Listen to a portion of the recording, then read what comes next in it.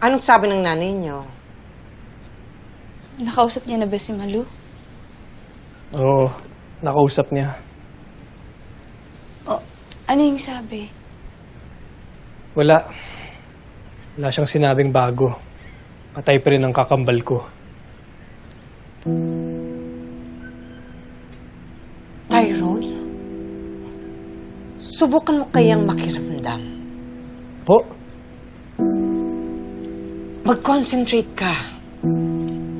Isipin mo yung kakambal mo. Baka sakaling may maramdaman ka. May paniniwala kasi na meron daw invisible na sinulid na nagdurugtong sa magkakambal. Kahit magkalayo kayo, nararamdaman nyo yung nararamdaman ng kakambal nyo. Pakiramdam ko, buhay pa rin siya eh. Pero, nasan siya? Mahanap kaya namin ni nanay? Pero nasan ba si nanay? Saan siya naghahanap? Hindi niya sinabi, pero di pa raw siya uuwi. Dadaan muna siya sa restaurant ni Madam Connie. Bakit siya nagpunta doon? Eh, di ba ako na nga yung humahawak ng account na yun? Ako ang nag-utos sa kanya. Sinabi ko na kailangan siguraduhin niya na lahat ng deliveries, lalong-lalo na sa mga regular customers natin, maayos.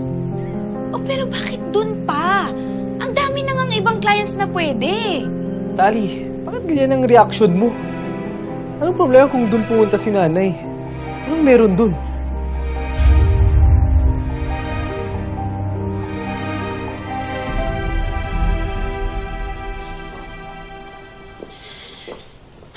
Oh, ikaw na bahala dito, ha? Kaya mo naman, di ba? Sorry, pakikuha na lang yung bag ko, please. Thank you. Saan ka pupunta? Alis po sana ako. Mag-out na po ako. Bakit? Tapos mo na ba lahat ng trabaho mo? Ma'am, 12 hours na po ako nagtatrabaho. Eh kasi, mabagal ka. Hindi ka pwedeng umalis hanggat hindi malinis ang kitchen.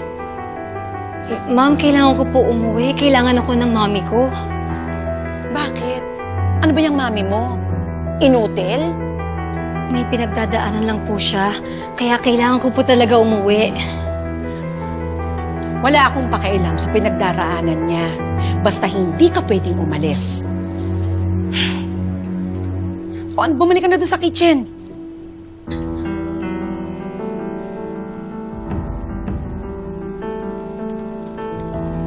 Ano?